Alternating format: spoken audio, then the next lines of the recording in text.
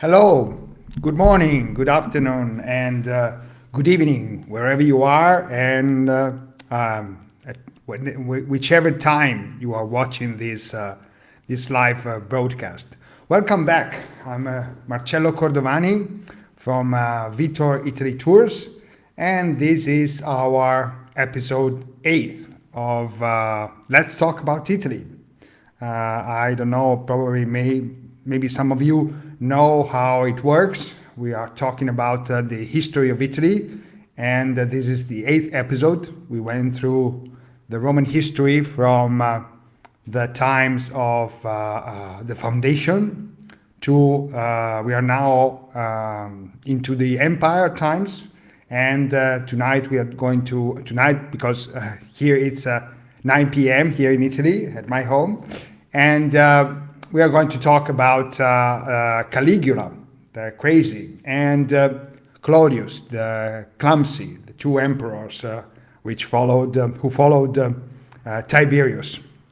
And I'm sorry, maybe there's been some misunderstanding. I talked about a broadcast at this time, but the reminder on Facebook was for 12 p.m.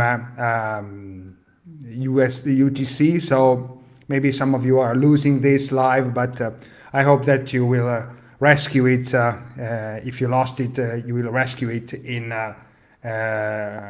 going through our Facebook posts, as you already did with the other 7 episodes which preceded this one. So, welcome back. Marcello Cordovani from Vitor Italy. We are a tour operator, and we operate from Italy. And our project is to talk about the history of Italy, and some updates about the situation of the pandemic here. And we will do it. Our project is to go through the history of Italy until probably Second World War, or the Republic of the Second World War. It's a long project. Well, I hope that you will follow us through it, and if you love Italy and you plan to come over here for some time in the future, you will appreciate what we are doing, and so that you know more about our history and about our the man that made Italy the country it is today. So, some updates as usual. We are talking about the pandemic, and obviously this is affecting all of us. Unfortunately, this is affecting all of us. But let me tell you the point we are at here in Italy. I'm showing you these 2 pictures and introducing the vaccines by Johnson & Johnson and AstraZeneca. If you are aware of what's happening here in Italy and in Europe, we had some problems with the supplies by AstraZeneca, and we do have 2 more vaccines. We have the Pfizer and we have the Moderna, and but the European Union leaned on the AstraZeneca vaccine and made the plan with most vaccinations being done with the AstraZeneca vaccine. But AstraZeneca has failed to meet the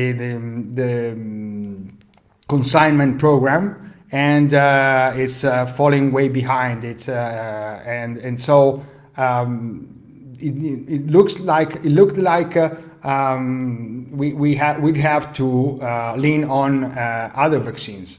And Johnson & Johnson, if you are from the States, probably you know that there's been some problems, and the Johnson & Johnson vaccine has been stopped temporarily. And the stop has happened a couple of days ago, but it's the forecast is for a stop much longer, up to 2 weeks. So it would look like a bad bad horizon. But the good news is that the Pfizer, the company Pfizer, has upscaled its production and will be supplying the European Union with 50 million doses of vaccines in the second quarter. So this made us a little more relieved, because this means that in the future probably the vaccination program will resume and will keep a very fast pace. So the goal is still, with these ups and downs, is still to have 70% of the European population vaccinated by the end of September. So as of now, we are, the government and we are quite optimistic, despite the fact that these two companies, AstraZeneca and Johnson & Johnson, are having problems and are being stopped in Johnson & Johnson has been stopped in the States, and AstraZeneca is being stopped in some countries in the European Union. Well, the vaccination program is going on here in Italy. We have almost completed the vaccination of all people, all citizens above 80 years old, and with at least one shot, and in a couple of weeks we will have them vaccinated also with the second shot. So then they will pass on to the area between 70 and 80 years old, and then on. So I am 57, so I've been scheduled. My age has been scheduled between half of June and half of July, and I really hope so. This is going to be also a good news for the economy, and we are slowly reopening the economy starting by next week. And here you see a map, because I wanted to show you what's happening here. We do have maybe you know that there are 20 regions in Italy. It's not a federal republic, but the regions have some powers, and they have the powers also to manage the health system, and so the vaccination programs. And we had the three colors: the yellow colors, which meant almost everything open; the orange color, which meant a lot of activities closed, and schools, secondary schools closed, and only companies running.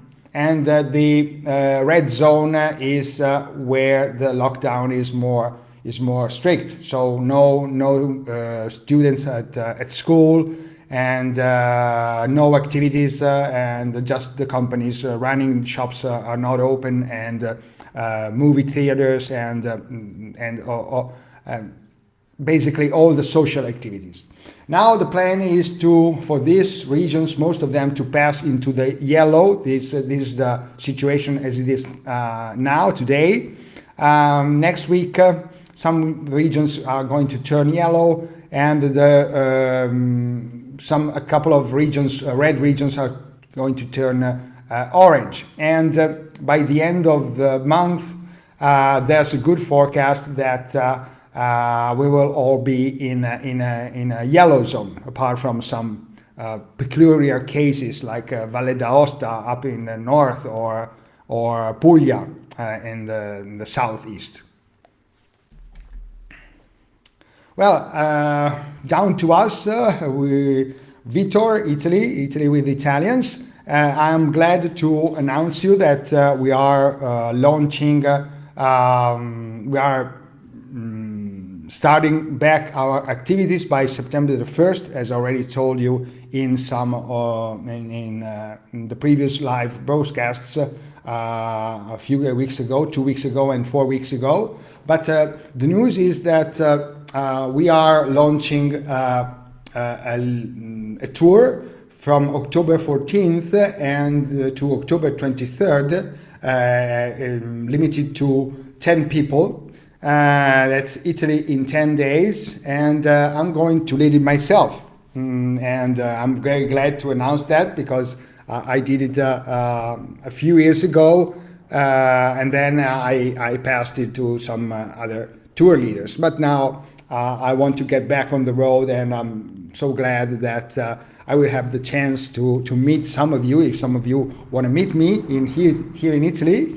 And together we will travel aboard a minivan, and we will start in Milan, and we will go down to Cinque Terre and go to Florence, Tuscany, southern Tuscany, and Rome.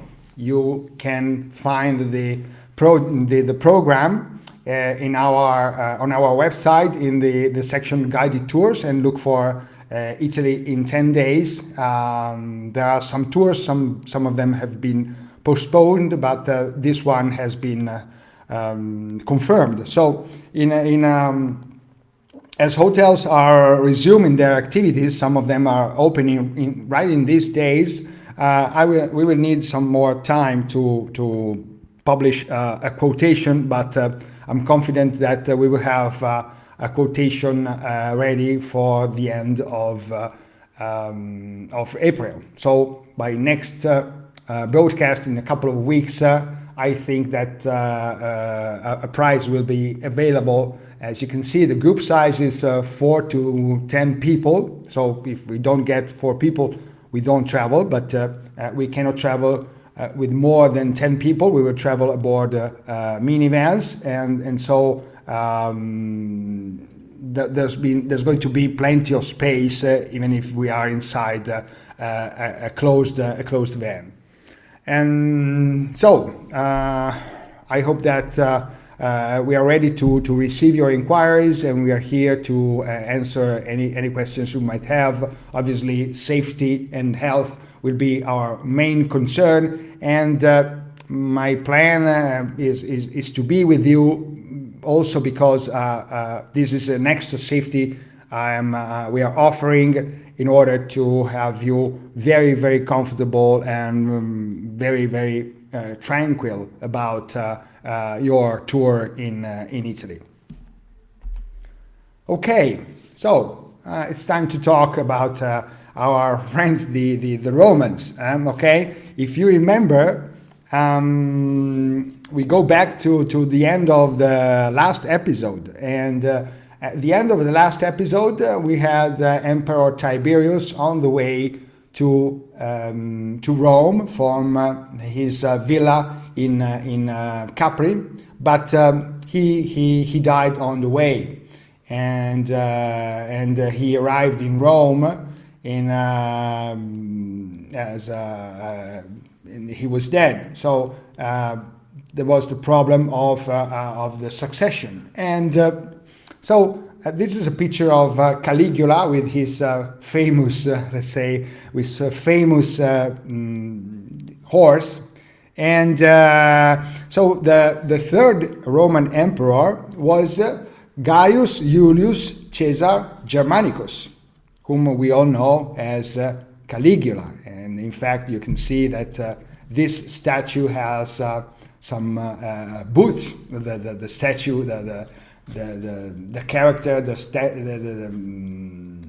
the man on the horse has boots, and it's not without purpose. And so, who is Caligula? Caligula was the son of an authentic hero, his father being Germanicus Julius Caesar, who had been adopted in 4 AD by his uncle Tiberius, when Tiberius was adopted by Augustus. And so Germanicus had become a member of the gens Julia and the gens of Augustus. And he had also married Agrippina Major, the daughter of Julia. Julia was Augustus' daughter. And belonging to the family of the great Augustus was the most important requirement for a career, of course, the family of the emperor. But Germanicus' advancements depended not only on the family, but also, above all, on his merits. And in 12 AD, he was elected consul, and he began a series of splendid military campaigns against the most fearsome enemies of those times, the Germans. The memory of the defeat that the Roman legions, led by Publius Quintilius Varus, you remember? Varro, get me back my legions, said Augustus when he knew about the defeat in Turtburg. 3 legions had gone.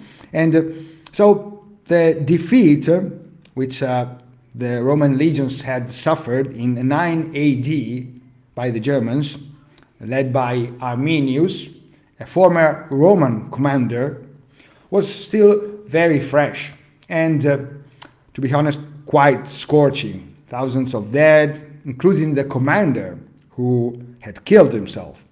One of the greatest catastrophes in the military history of the Romans. In short, an authentic shame. And now the defeats against the Germans in those same places seemed like a successful revenge of the defeat and shame of Rome and of Augustus first. And the shame was all the more serious because the Romans feared the Germans, but they deeply despised them. They considered them uncivilized barbarians. So defeat was all the more unacceptable. It really seemed that Germanicus could restore the glory of Rome in those menacing, cold, and distant territories. Caligula, the son of this hero, had grown up as a child in legionnaires' camps in Germania.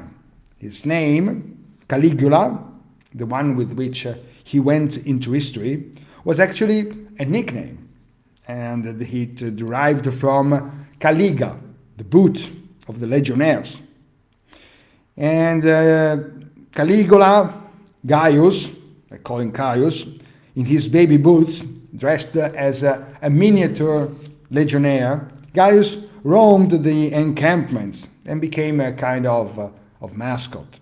And Germanicus' popularity was helped by his mild and affable character, his sympathy, his physical beauty. He was very handsome, and his good culture. He spoke Latin and Greek fluently, and he wrote comedies. So,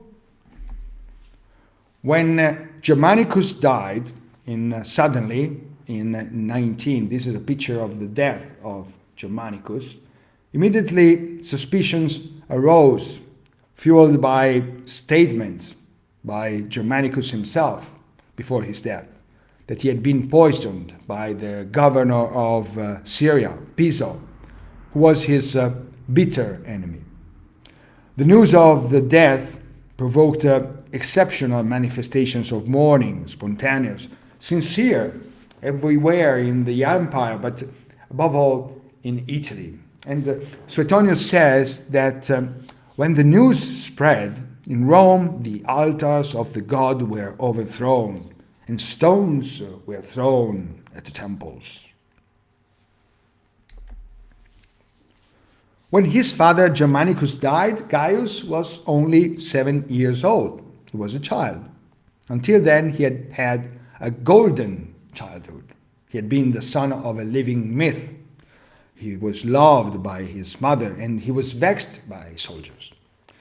But now, a new chapter in his life opened, very different from the previous one. Gaius should learn how to survive.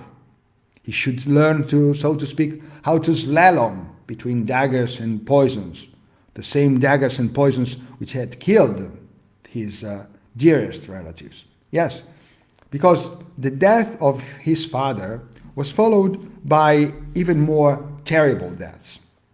His mother Agrippina was hated by the powerful commander of the Praetorian Guard under Tiberius, Seianus, you remember him, Agrippina was accused of treason and exiled to the island of Mandataria, and that's today's Ventotene, of the coast of Lazio, where she had starved to death.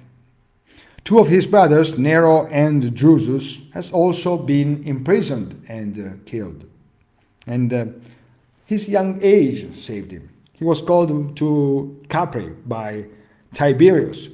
And here, Gaius, even if he was a boy, he was very good at concealing his feelings towards Tiberius, his cruel and unpredictable grandfather, being aware that the slightest mistake could be fatal to him. And he succeeded. On his death in 37, Tiberius left his two nephews, Caligula, who was 24 years old, and Tiberius Gemellus, who was still a child, as co-heirs. Tiberius probably believed with his republican attitude that the Senate would make the best choice. But it was a big mistake, because there was no law regulating the succession, and because this uncertainty gave the prefect of the Praetorium, Macro, the opportunity to rule in favor of Caligula. And this way, a very serious precedent was created. The Praetorians now intervened directly in the imperial succession. And the Senate, which was convinced that the son of Germanicus would be as moderate as his father, and also that it could influence him, given his very young age, the Senate confirmed the appointment. And the enthusiasm of the people was enormous. The crowd accompanied Caligula's return to Rome with unprecedented celebrations. For everyone, he was the son of Germanicus. For this reason, he was greeted with affection. They called him Star, Chick, Baby. Also, the people were moved by the story of his unfortunate family. At his first Senate appearance, Caligula delivered a tolerant speech in which he condemned in part his predecessor's behavior. And the senators were heartened. They had made a good choice for the state and also for themselves. And after years of terror and killings, the first months of Caligula's reign looked like the beginning of a new era of harmony and unity. The prince showed his respect to the Senate. He abolished the trials for lesa majestas, lese majesty, but it would be better to translate high treason. He honored his mother and brother, and who had been victims of Tiberius. But at the same time, he was also respectful of the memory of his grandfather. He started a program of public works. And it really seemed that the parenthesis of Tiberius, so hated by senators, perhaps wrongly, Rome was now governed by a good prince, a moderate, reliable. But things went differently. From the few first months, Caligula showed that he had no intention of submitting to the benevolent leadership of the Senate. He immediately earned the support of the Praetorians with prizes and promotions. And he won the favor of the plebs of Rome with shows and distribution of gifts, food, and money, dropping like rain on the populace. It was the first manifestation of a recurring aspect in the politics of many emperors, obtained the support of the capricious people of Rome, sometimes decisive for maintaining power, through bread and circus games. The famous panem et circenses. Then after these first few months, in which someone already thought that the young emperor was not so maneuverable, suddenly there was an unexpected turning point, which occurred after a series of serious illness on which modern historians have investigated a lot, but obviously without any result. The biographer Suetonius, in his account of Caligula's life, he writes, up to this point we have talked about a prince. From now on we must talk about a monster. Then the endlessly sequence of abominations, which occupies much of Suetonius' account, it followed. So Suetonius claimed that Caligula was asking for divine honors, that he killed Tiberius Gemellus, was hardly a boy, that he ordered his father-in-law to commit suicide. Suetonius even says that he had incestuous relationships with his three sisters. The youngest, his favorite, she died of illness. The other two would be humiliated, forced into prostitution, and then sent into exile. Suetonius adds that Caligula raped the senator's most beautiful wives. He had Prefect Macro assassinated. Macro had brought him to the throne. He had many senators killed. Death sentences for trivial reasons were the order of the day, and Caligula regularly worried that the condemned would suffer. According to Suetonius, Caligula surrounded himself with the most unbridled luxury, imposed extraordinary taxes, performed as a gladiator, as a charioteer, as a dancer, a singer. From this point of view, he is the forerunner of Nero. Finally, he went so far as to appoint his beloved horse as a senator.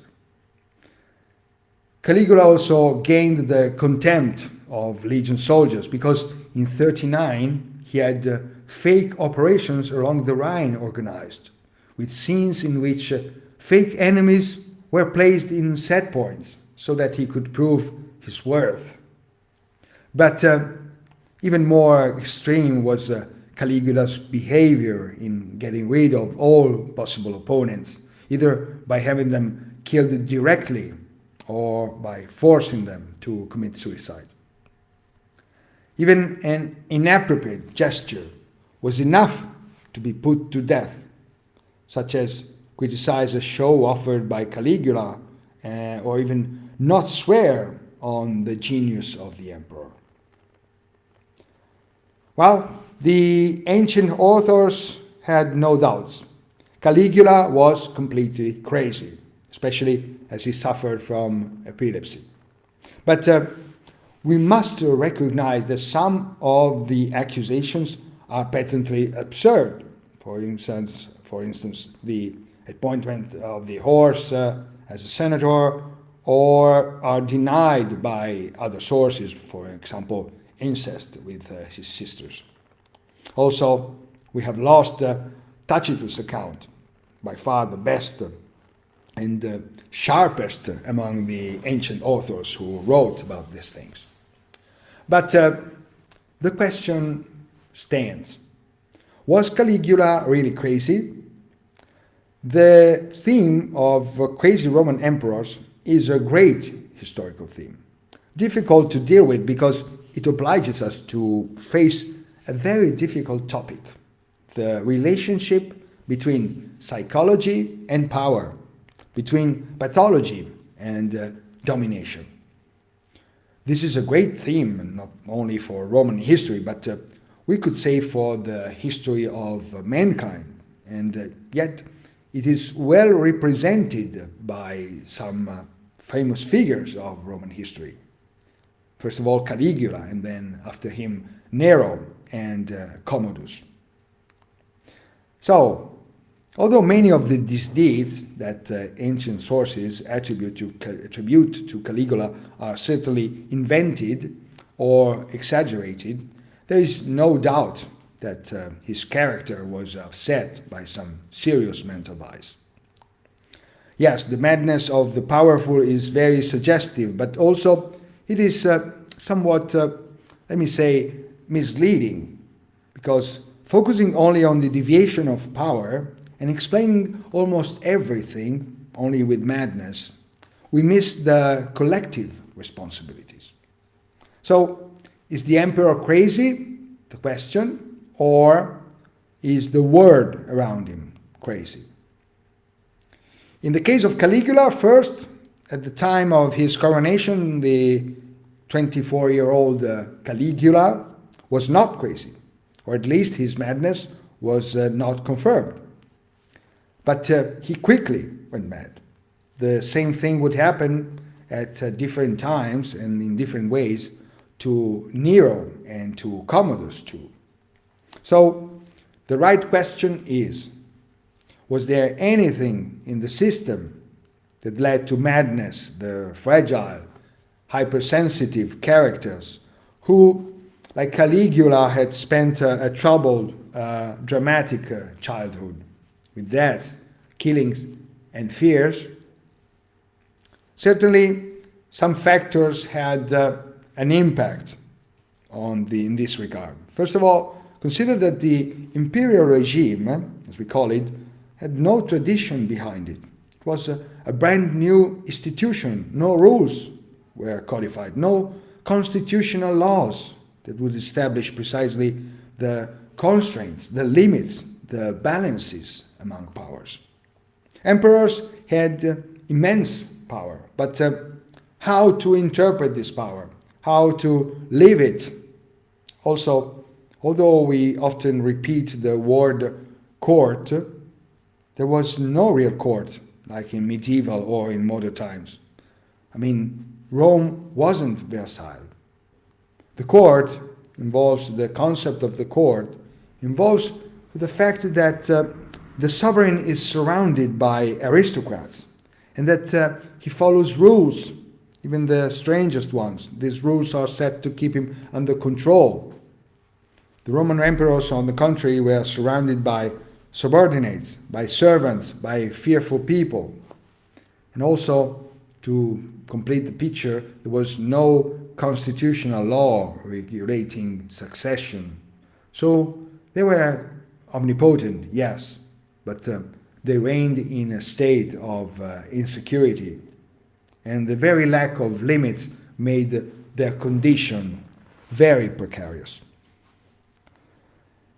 Caligula's increasingly extravagant and tyrannical behavior, and then also Nero's and Commodus, could arise also from their brazen awareness of their absolute power and their willingness to verify the extent to which they could impose their absolute will. Caligula behaved like a monarch of the East, to be venerated like a god. See, for instance, his decision to place his statue inside the Temple of Jerusalem, an initiative that caused protests and unrest. Of course, the follies, the atrocities could be remedied, and the remedy in the imperial world had a name: Caesaricide. When the excesses of Caligula became intolerable, a conspiracy was organized in the circles of the Praetorian Guard, supported by several senators, which finally led to the killing of the emperor.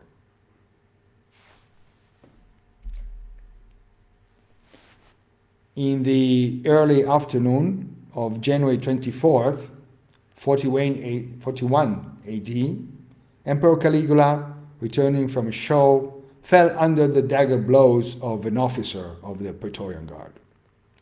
On the same occasion, his wife was killed, and his daughter was evicted against the wall.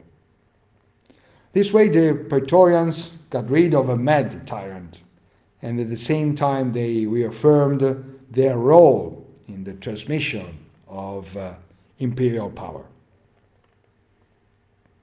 The terrible 4 years of Caligula's rule had led many senators to see the return to the republican order as a possible solution. But things went differently. Now, beside the Senate, there was another actor in the tragedy of imperial successions. The Praetorians, who now ran the show, they looked around for a successor to maneuver at will.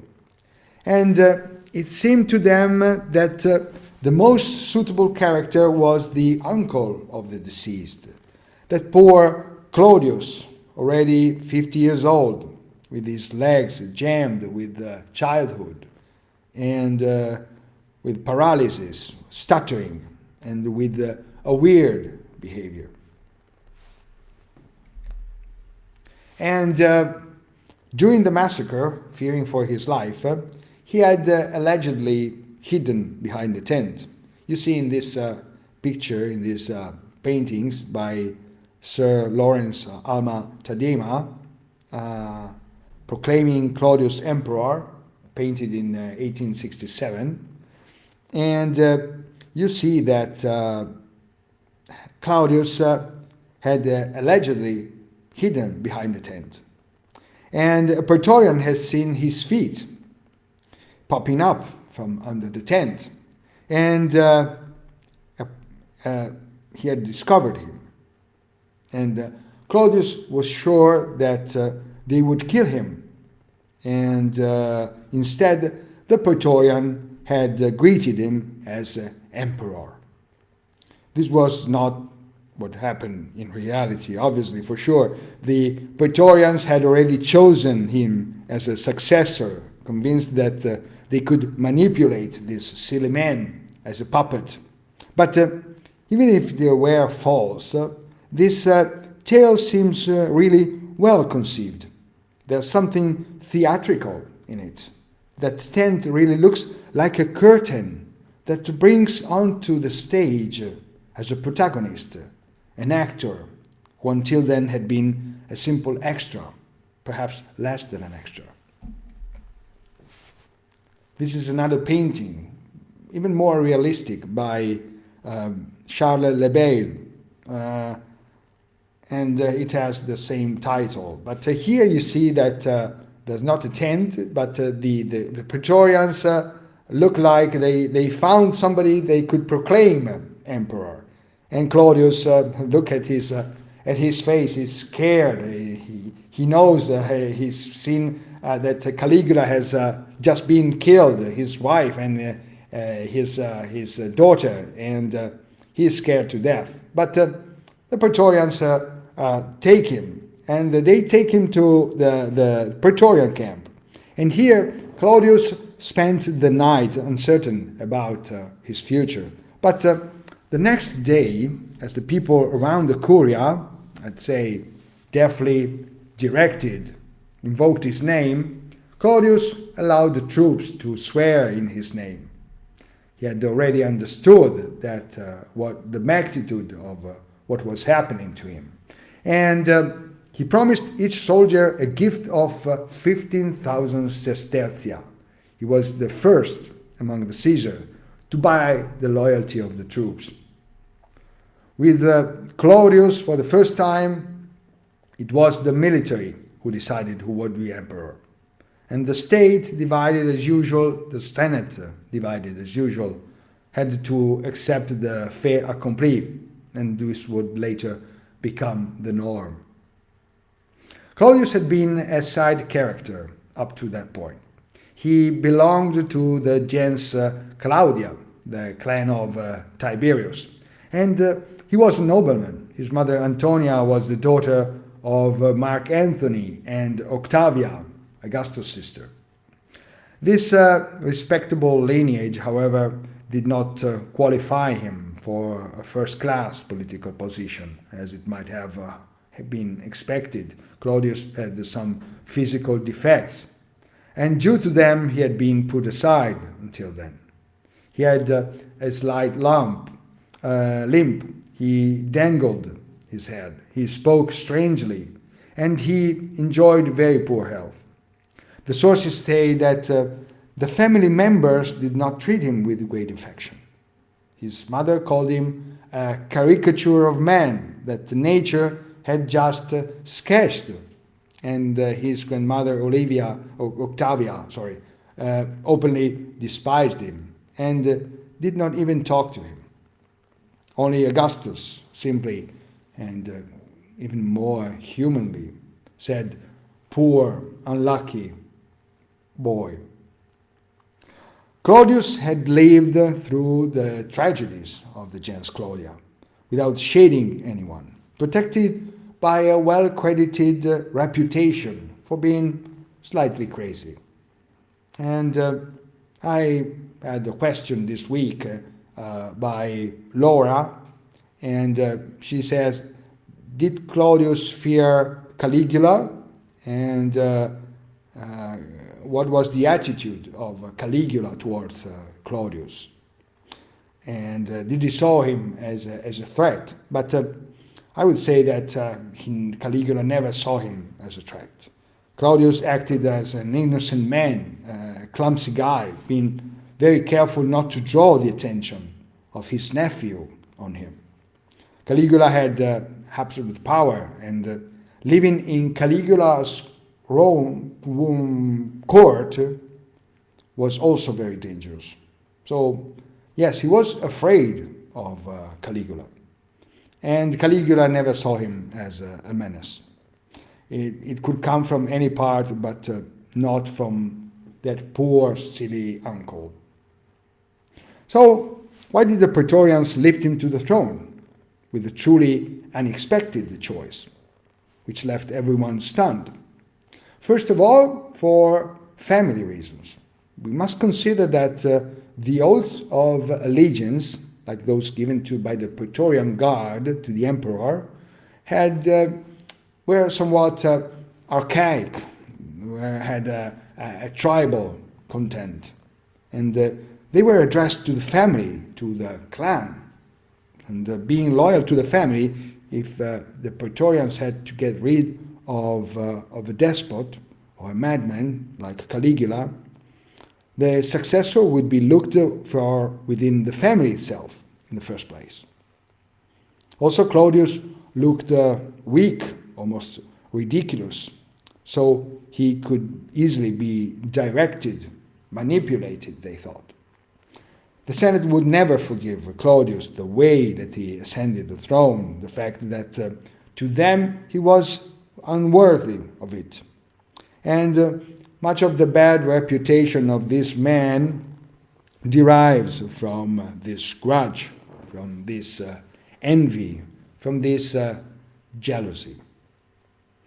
In the long years of exclusion, devoid of office and honor, Claudius had devoted himself to studies, particularly to historic research.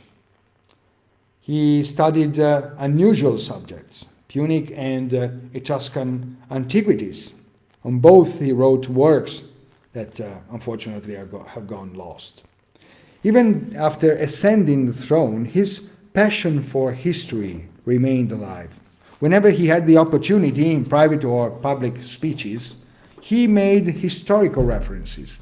He was manic about it, it seems, and that obviously caused sarcastic comments. But from what we know, we can say that Claudius' knowledge was far from amateurish. It was really remarkable. Luckily, we can still read part of a speech given in front of the Senate in the year 48, engraved in these two bronze slabs found in the city of Lyon in France. What was the circumstance?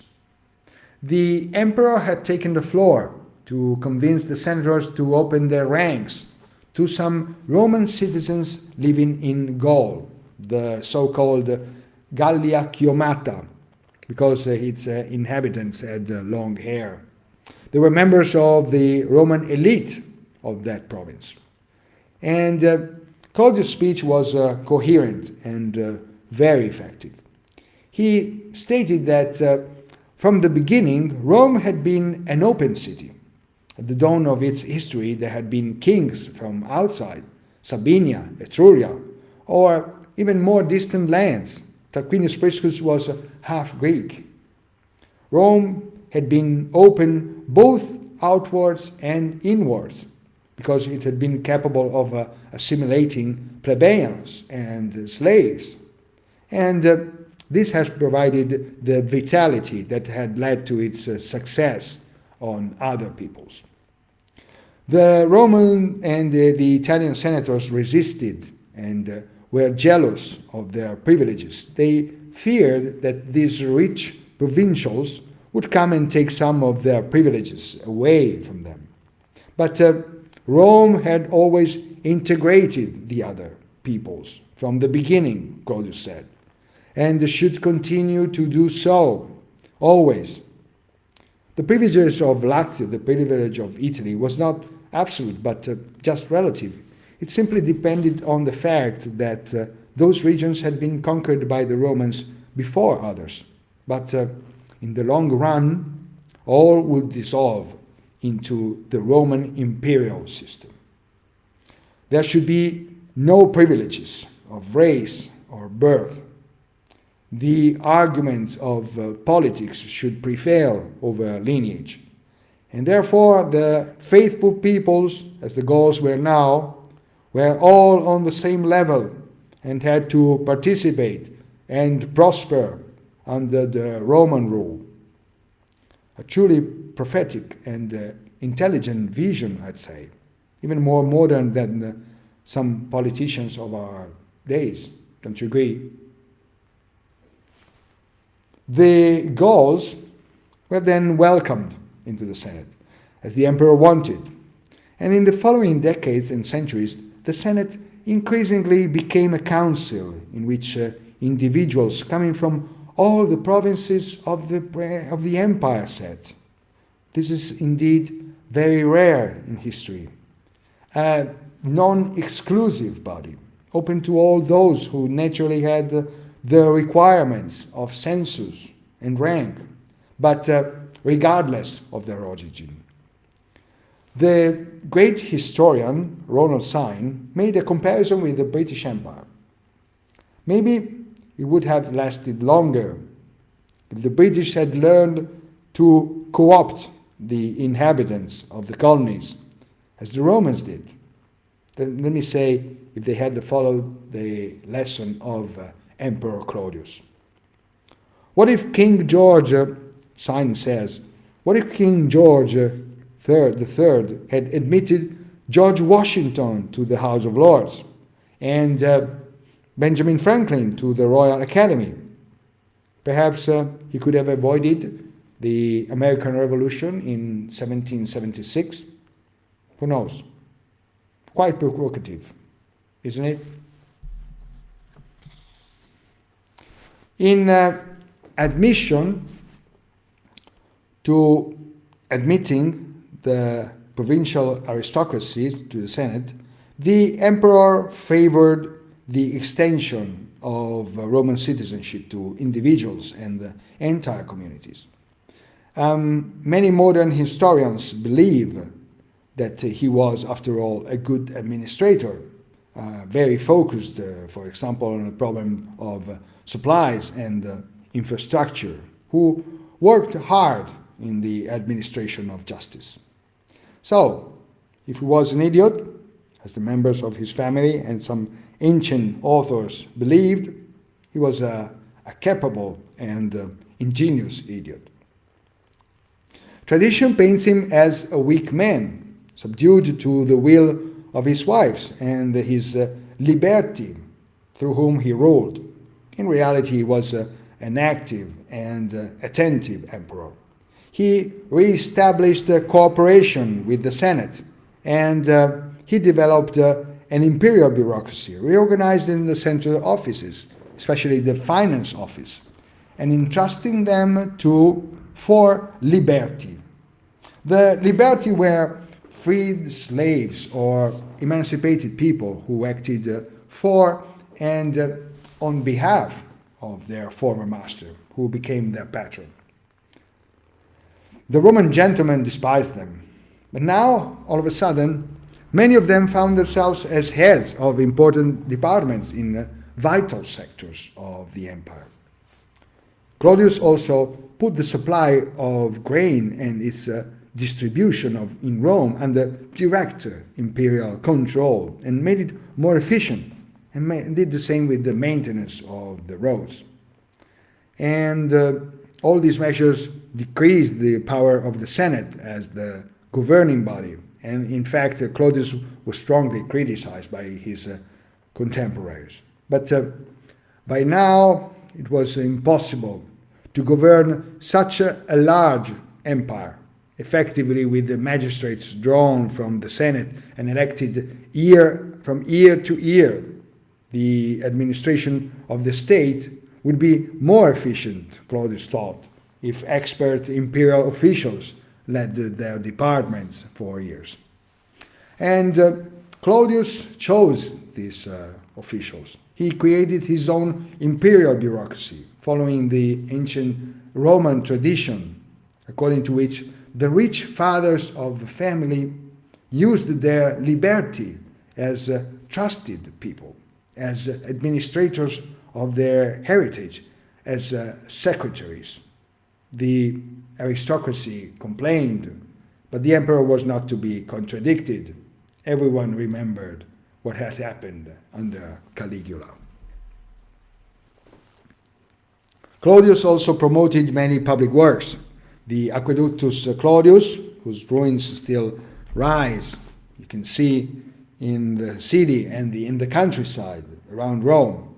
The drying up of the waters of Lake Fontana, a new port in Ostia. Many left in 43 this emperor who had not been a soldier because of his physical handicaps. He left at the head of his army to conquer Britain. The Romans were convinced that he would not do much. Even the great Caesar had withdrawn from that hostile land.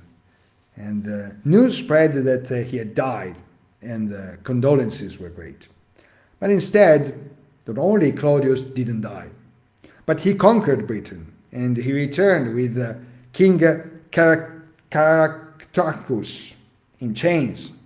Obviously, the generals and not Claudius had conquered Britannia. Claudius had spent there only 15 days, but to conduct this campaign, he had chosen the right commanders. He chose well his subordinates.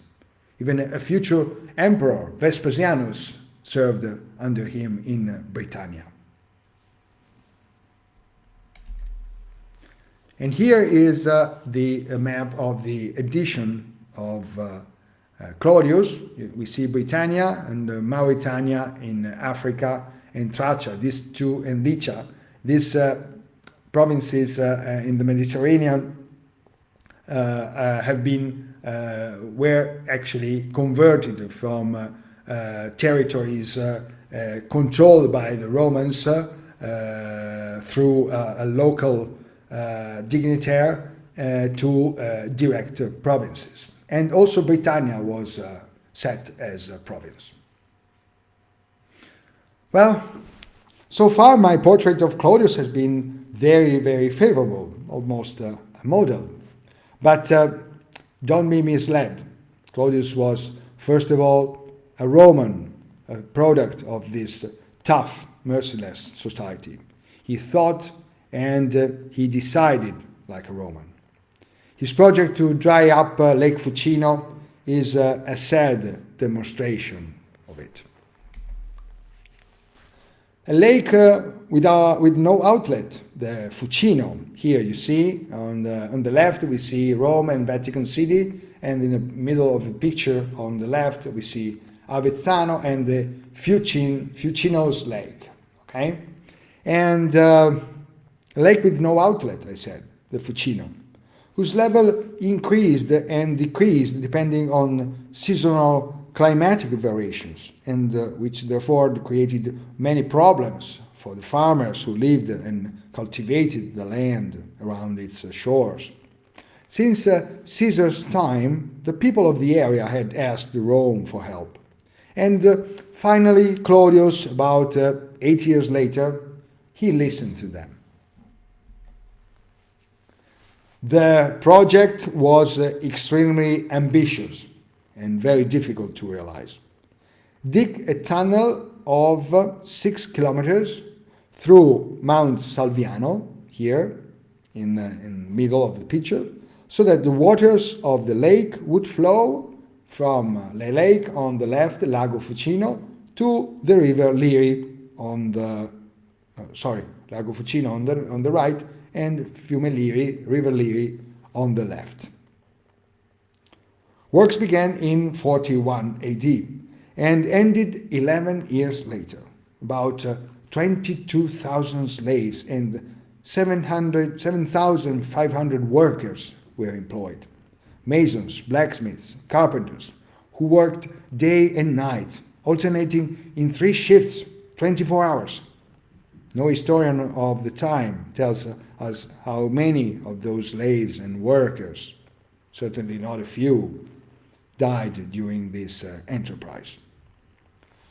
And for the inauguration, Claudius, proud of that feat of hydraulic engineering, he wanted to offer a representation worthy of the occasion, something unforgettable, a naumachia, a naval battle. Naval battles were nothing new to the Romans, but the battle over Fucino should obscure the memory of all the previous ones. According to Suetonius, Tacitus, and Dionysius Cassius, 100 galleys were built purposely, divided into 2 teams representing 2 peoples, the Rhodians and the Sicilians. About 19,000 prisoners and slaves were destined to participate in the fight. But it was not a fake battle. This would be a battle to the last blood. And parading before the emperor, they greeted him with the phrase, Ave, Imperator, morituri te salutant. For the first time, it will be changed to Ave Cesare, morituri te salutant, a few years later. All the VIPs of Rome enjoyed the show, Claudius and his wife Agrippina, with her son, Drusus especially. On the lake, the galleys faced each other, surrounded by dozens of other small ships with armed guards, so that no one could escape his fate. The waters of the lake turned red, but not for the algae, for the blood of all the dead and wounded who fought to the death for the fun of the Roman nobles. As a mockery, the grandiose hydraulic works at first did not work due to design flaws. And in the end, however, despite these errors, the basin of the Fucino was reduced. The reclaimed lands gave plenty of fruits, and the nearby valleys became a favorite holiday spot for the Roman nobles. And if you go to Fucino now, you can still see Claudius galleries. And these were recovered, and there are also some exhaust shafts. And this huge construction was also used later on in the 19th century to start again, to restart the Claudius project and to make it permanent. And you can still see some of the galleries which were constructed by the slaves inside the mountain.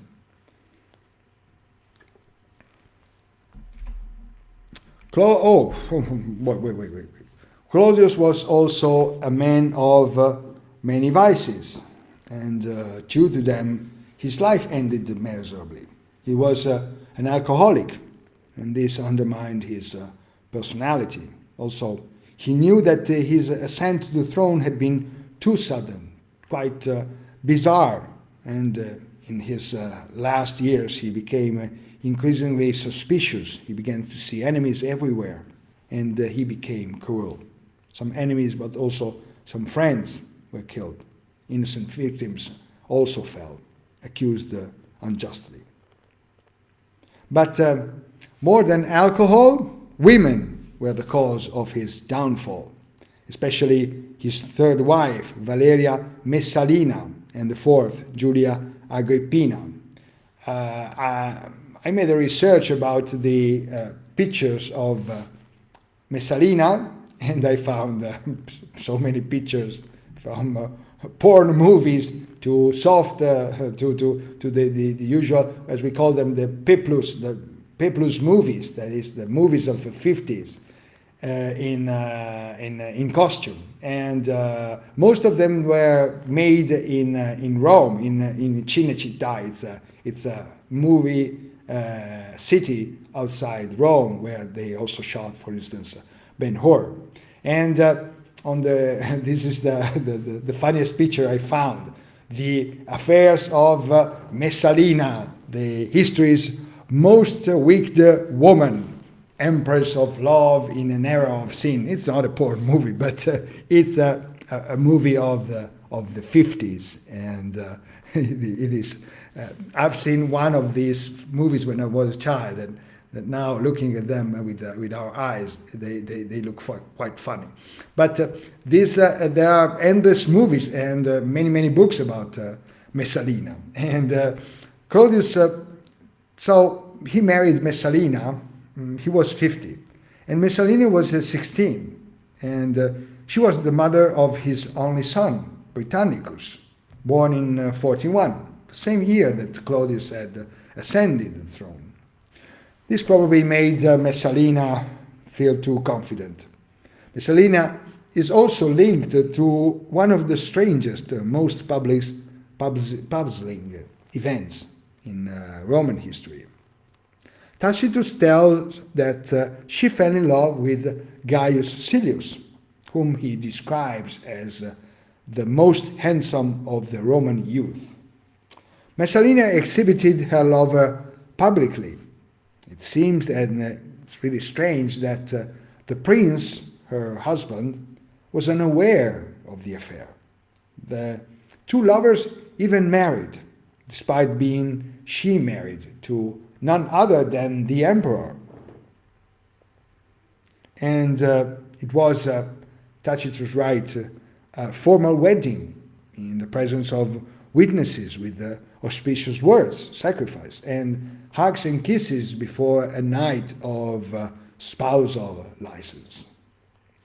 It is very difficult to explain this reckless act, and Tacitus gives us an admirable psychological explanation. He writes, the enormity of the scandal was a supreme thrill for those who had experienced everything. As you can imagine, the affair ended in carnage, although it seems that Claudius was reluctant to kill his wife to the very last.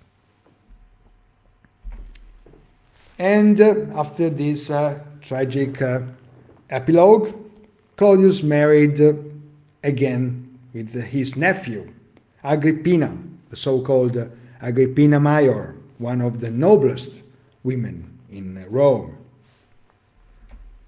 Here we can see a cameo where on the left there are Agrippina Minor and Claudius, and on the right Agrippina Major and Germanicus, Claudius' brother. So Agrippina was beautiful, cunning, and you shouldn't mess with Agrippina. Tacitus says, from that moment, the state was completely changed. Everything moved at the nod of a woman. And not a woman who, like Messalina, fiddled with the politics of Rome for lasciviousness. Agrippina had a son, Lucius, Domitius, and Obarbus, and her sole purpose was to ensure that her son prevailed over the natural son of Claudius, Britannicus. And she succeeded. She isolated the emperor from his collaborators. She put her friend Afranius Burro at the head of the Praetorians. She persecuted senators and equites, and eventually she had Lucius, the future Nero, adopted by Claudius. She had succeeded in granting Nero the throne, at least if Claudius did not change things before he died. And poor Claudius at some point seemed to understand, to notice what was happening, and he tried to remedy it, but Agrippina prevented him with a plate of poisoned mushrooms. The news of the death was kept hidden. Britannicus was just 13 years old. He was deftly kept in his room under various pretexts by Agrippina. And Burro led Nero to the Praetorians, who greeted him as emperor. Once again, it was the Praetorians who played a decisive role. And poor Claudius was deified, and jokingly, Nero observed that mushrooms were the food of the gods. It was 54 AD. Nero ascended the throne, and it was the triumph of Agrippina, who could now be said to be the great-grandson of an emperor, Augustus, the sister of an emperor, Caligula, the wife of an emperor, Claudius, and the mother of an emperor, Nero. A unique case in universal history. Okay, that's all for today, and I thank you for your attention. I hope I've been able to entertain you for this hour, and I look forward to seeing you in 2 weeks with another tale about a crazy emperor. It's time for Nero, and we'll also talk about the persecutions of the Christians. See you in 2 weeks. Thank you very much. Bye-bye. Ciao. Ciao, ciao.